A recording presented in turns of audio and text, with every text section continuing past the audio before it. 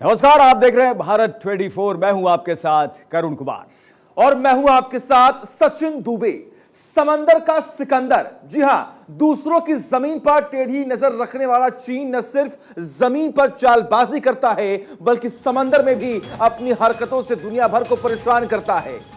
लेकिन अब हिंद महासागर में ड्रैगन का काल बनकर उतर रहा है हिंदुस्तान का हंटर किलर, एक ऐसा किलर जो पलक झपकते किसी भी दुश्मन के जहाज की जल्द समाधि बना दे। और देखिए, नौसेना में शामिल होगा आईएनएस मोरमुगाओ।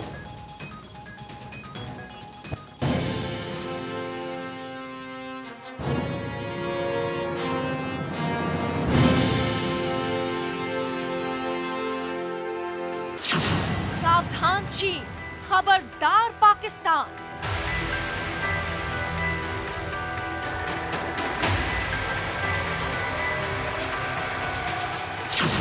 समंदर में उतरेगा ड्रैगन का काल।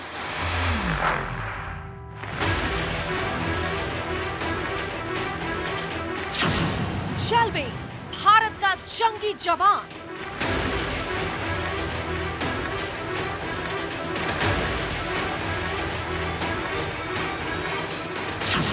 हंटर किलर से कांपेगा चीन।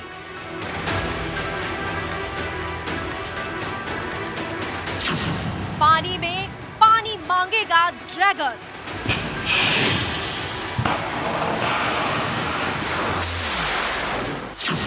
चीन की हर चाल होगी नाकाम।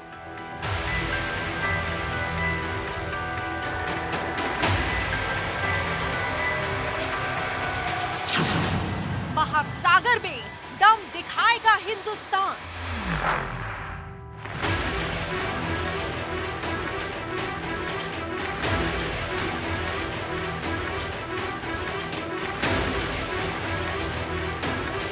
सुन ले चीन, सुन ले पाकिस्तान, समंदर में उतर रहा है हिंदुस्तान का किलर जवान।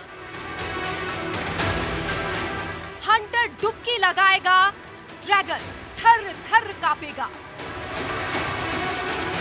हिंदुस्तान का एक ऐसा बेमिसाल वॉरियर जो समंदर में अपनी थाक जमाएगा, पल भर में पानी के अंदर दुश्मन को खाक में मिलाएगा।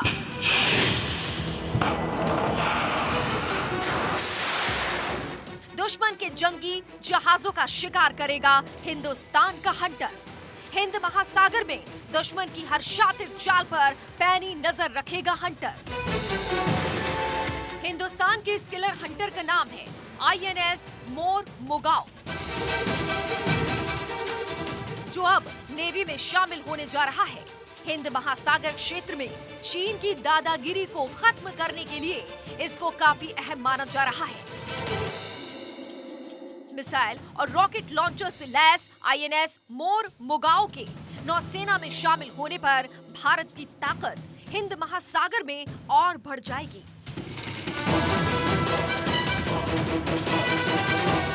हिंद महासागर क्षेत्र में चीन का दुस्साहस दिन ब दिन बढ़ रहा है। चीन की चालबाजी को देखते हुए हिंद महासागर क्षेत्र में भारत भी अपनी ताकत में इजाफा कर रहा है। इसी कड़ी में भारतीय नौसेना को स्वदेशी निर्मित मिसाइल विध्वंसक आईएनएस मोरमुगाओ मिलने जा रहा है, जो समुद्र में चीन के लिए काल साबित होगा।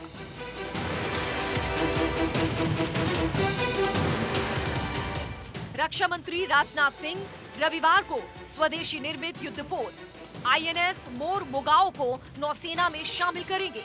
गाइडेड मिसाइल से लैस ये युद्धपोत दुश्मन की पनडुब्बी को पलक झपकते ही तबाह कर देने में सक्षम है। आईएनएस मोरमुगाओ की खूबियों की बात करें तो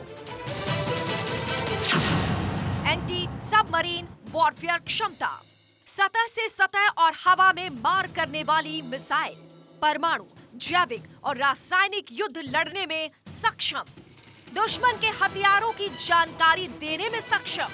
युद्धपोत पर ASW हेलीकॉप्टर भी मौजूद। इस विध्वंसक युद्धपोत को भारतीय नौसेना के वॉरशिप डिजाइन ब्यूरो ने डिजाइन किया है और इसका निर्माण Mazagon dock ship builders limited Mumbai ने तैयार किया है।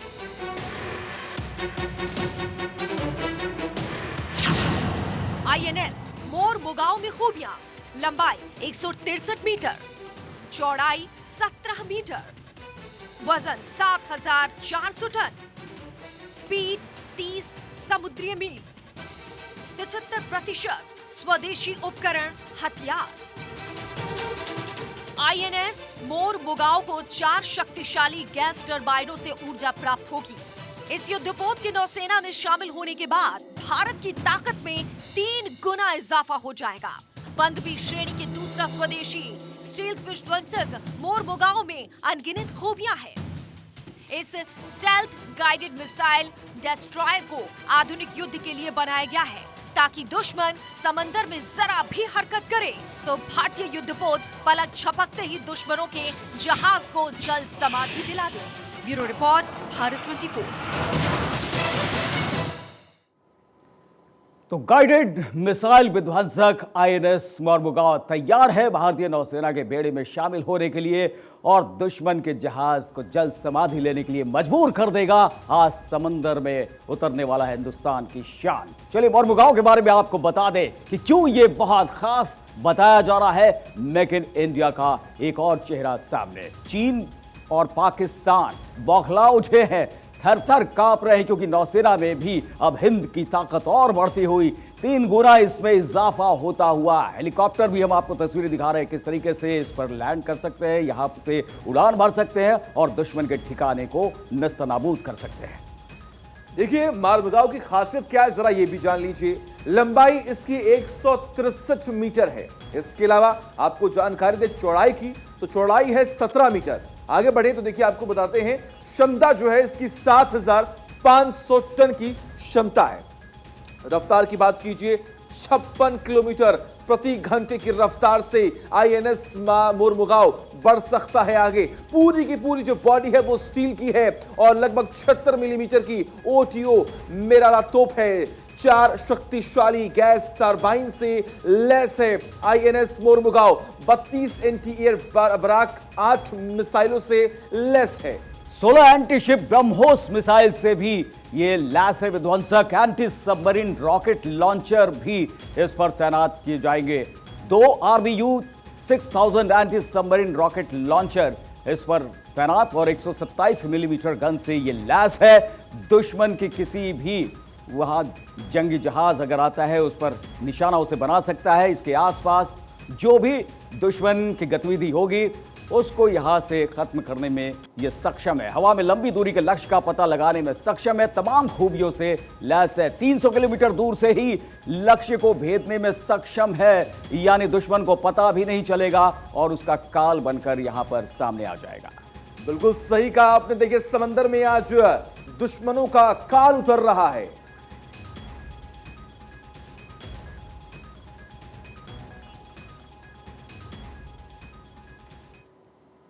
और देखिए तमाम जानकारी के लिए हमारे साथ सोनिका न्यूज रूम से जुड़ी हुई हैं। सोनिका देखिए आज अलग एक इतिहास रचने जा रहा है डिफेंस और खास तौर पर आईएनएस मोरमुगाओ, जिसको देखने के बाद, जिसके बारे में सुनने के बाद आज दुश्मन कांप रहे होंगे।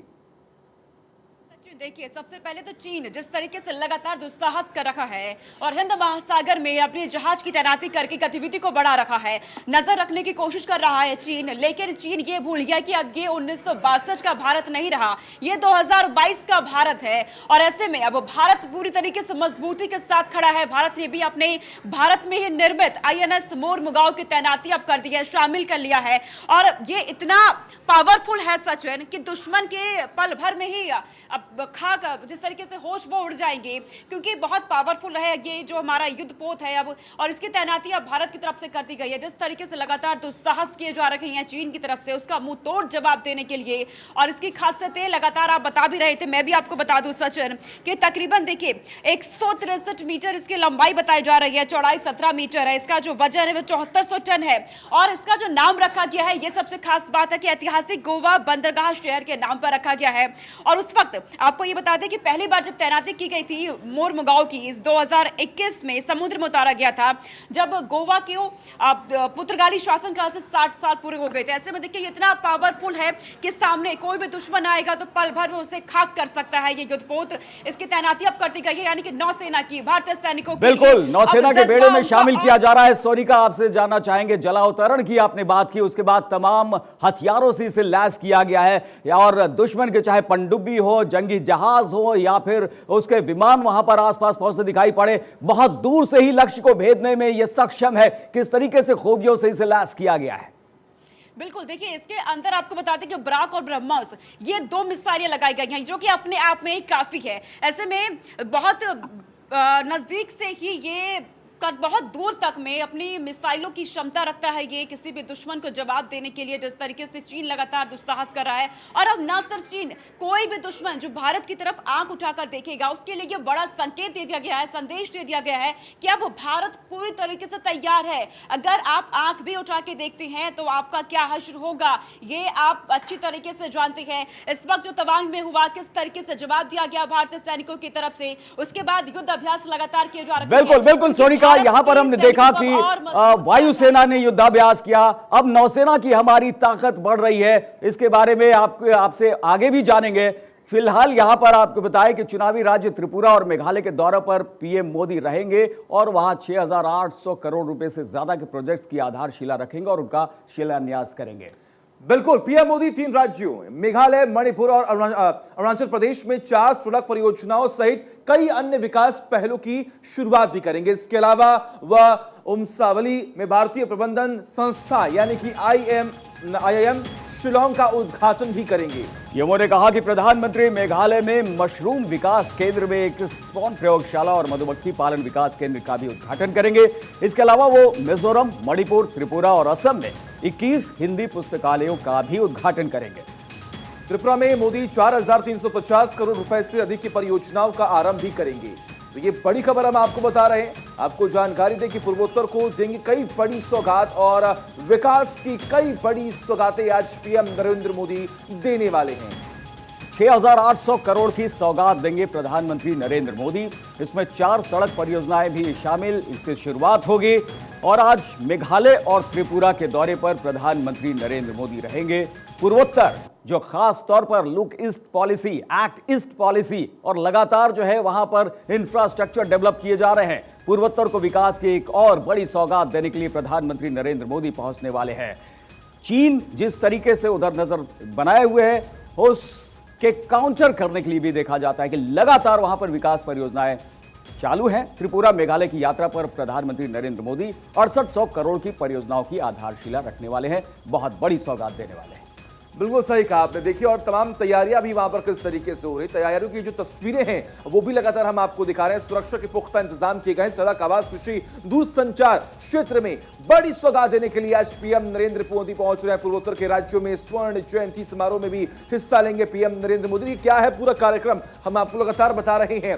पीएम नरेंद्र मोदी आज पूर्वोत्तर के राज्यों की तरफ जा रहे हैं और वहां पर बड़ी सौगातें देने वाली तमाम परियोजनाओं का लोकार्पण और शिलान्यास होगा। आपको यह भी जानकारी दें कि अगरतला में PMAYG लाभार्थियों को सौगात देने वाले हैं। जी हां, प्रधानमंत्री योजनाओं को लेकर जो भी तमाम योजनाएं लाई जा रही हैं उसका लाभ किस तरीके से आखिरी पंक्ति तक बैठे व्यक्ति को पहुंचाया जाए, अब इस पर पूरा फोकस है। मेघालय, मणिपुर, अरुणाचल प्रदेश को इसका पूरा लाभ मिलेगा। मिशन पूर्वोत्तर प्रधानमंत्री मोदी का 21 हिंदी पुस्तकालयों का भी उद्घाटन करने वाले हैं। IIM शिलोंग इसकी भी सौगात देने वाले हैं। तो कई बड़ी और अहम परियोजनाएं जिसकी सौगात देने वाले हैं प्रधानमंत्री नरेंद्र मोदी। मिशन पूर्वोत्तर पर आज प्रधानमंत्री नरेंद्र मोदी और कैसी तैयारियां हैं ये भी हम आपको दिखा रहे हैं। सुरक्षा के तगड़े इंतजाम किए गए हैं।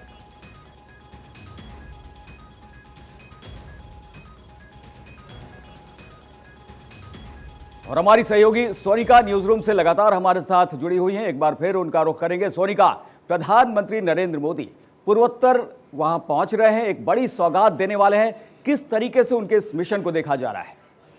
और देखिए करुण, गुजरात विधानसभा चुनाव में जिस तरीके से प्रचंड जीत मिली है बीजेपी को, इसके बाद अब प्रधानमंत्री नरेंद्र मोदी खुद जुड़ चुके हैं। चुनावी राज्य है त्रिपुरा और मेघालय, इनमें तमाम विकास की सौगातें यहां पर दी जाएगी और खुद वहां पहुंच रही हैं। रैलियां भी होने वाली है, संबोधित करेंगे जनता को। विकास की सौगात, करोड़ों विकास की सौगात दी जाएगी, शिलान्यास किया जाएगा, कई कार्यक्रमों में वो पहुंचेंगे। इस बीच बैठक भी की जानी है। इस बैठक में तमाम नेता मौजूद रहने वाले हैं, कई कार्यक्रम होने वाले हैं, जिनमें से सड़क परियोजनाओं की सौगात पीएम नरेंद्र मोदी आज देने वाले हैं। न सिर्फ सड़क, कृषि के क्षेत्र में भी कई सौगातें आज दी जाएगी। दूरसंचार के क्षेत्र में आम जनता को तोहफा दिया जाने वाला है प्रधानमंत्री की तरफ से। आप ये समझिए कि गुजरात में किस तरीके से पीएम नरेंद्र मोदी खुद मैदान में उतर गए थे, लोगों के बीच वो पहुंच रहे थे।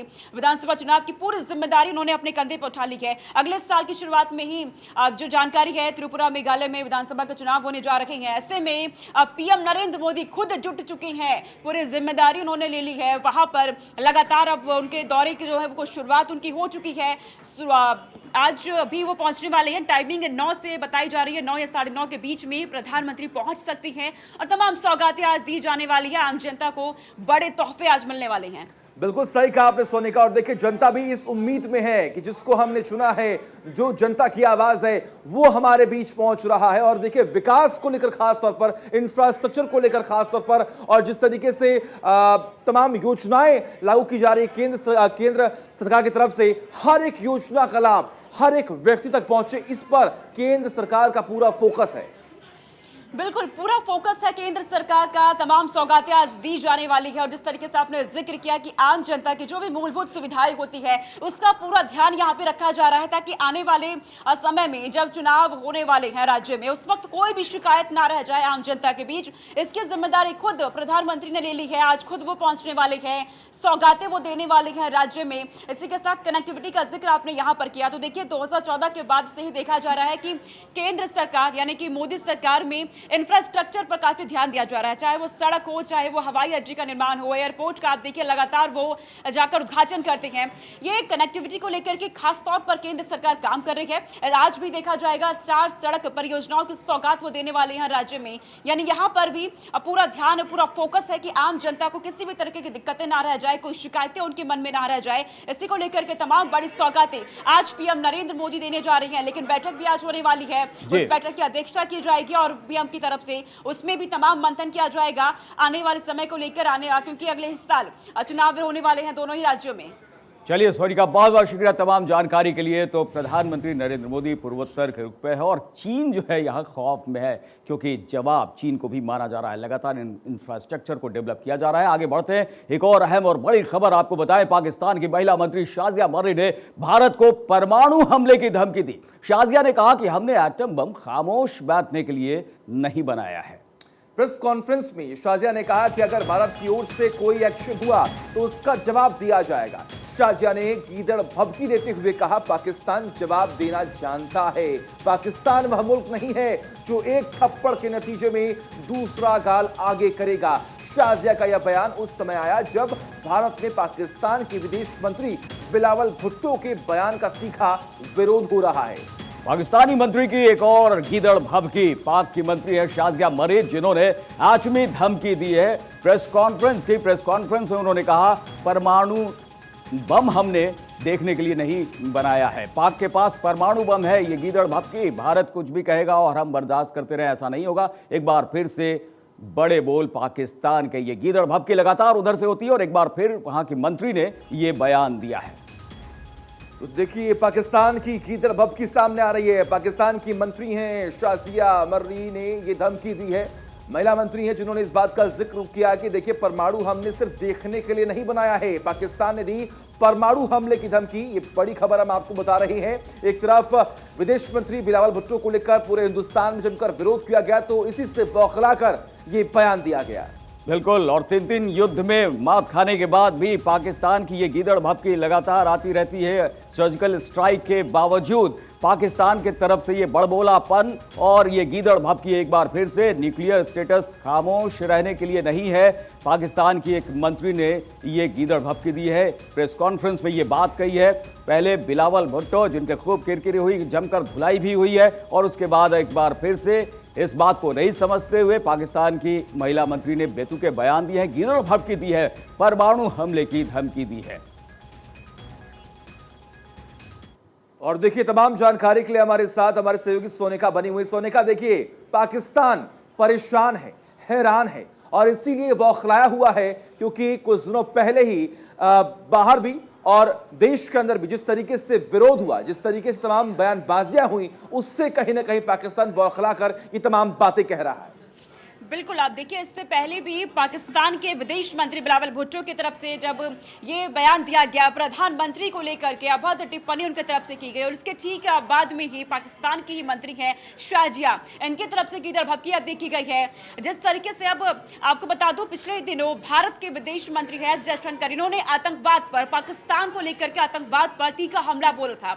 इसके बाद ही पाकिस्तान अब बौखलाहट में है, तिलमिला गया है, बयानबाजियां लगातार की जा रही हैं। लेकिन पाकिस्तान को ये नहीं बोलना चाहिए कि भारत आपके हर बयान का, हर जवाब का मुंहतोड़ जवाब देना चाहता है। केंद्रीय मंत्री अनुराग ठाकुर वो लगातार कह रहे हैं कि आप 1971 को याद कर लीजिए, जिस तरीके से भारत के सैनिकों ने पाकिस्तान के सैनिकों को जवाब दिया था, घुटनों के बल ला दिया था आपके 90,000 सैनिकों को। एक बार फिर से आपका वही हश्र हो सकता है। लेकिन यहां पर इस बार जो शाजिया ने जो बयान दिया है, जो पाकिस्तान की मंत्री है, परमाणु युद्ध की धमकी दे दी है। लेकिन बिल्कुल बिल्कुल सोनिका, और ऐसा भी लग रहा है कि जो यहां पर आर्थिक रूप से दिवालिया होने के कगार पर है, इसलिए भी ध्यान भटकाने की यह कवायद है। बहुत बहुत शुक्रिया तमाम जानकारी के लिए, चर्चा करने के लिए। रुख करते हैं अगली खबर का। भारतीय क्रिकेट और सचिन तेंदुलकर के लिए आज का दिन बेहद खास है। क्रिकेट के भगवान सचिन तेंदुलकर आज के ही दिन पहली बार रंगीन जर्सी में नजर आए थे।